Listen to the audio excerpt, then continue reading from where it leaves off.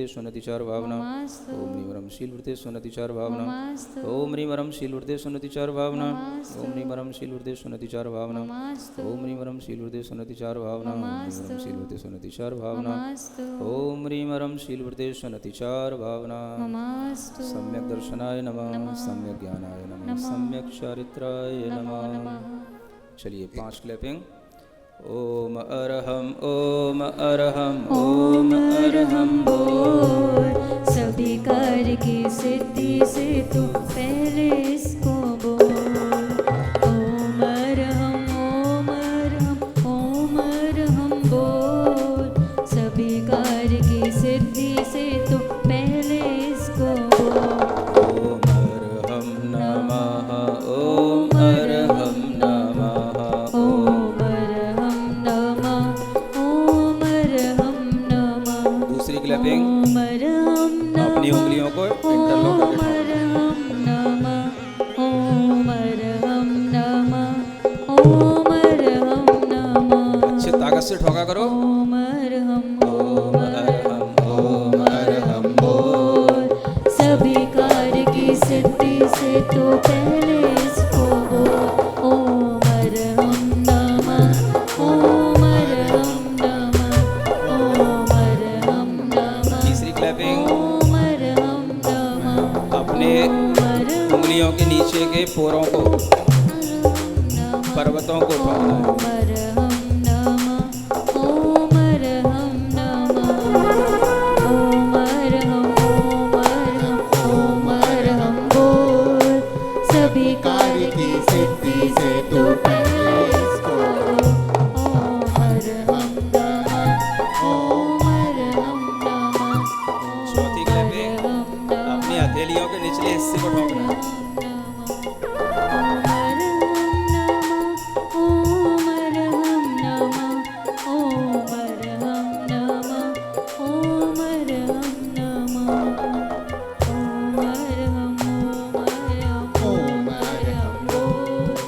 सभी कार्य की सिद्धि से तू पहले इसको बोल पांचवी क्लैपिंग पूरा ओम अरहम नमः ओम अरहम नमः ओम अरहम नमः अरहम ओम अरहम नमः ओम अरहम नमः ओम अरहम नमः ओम अरहम नमः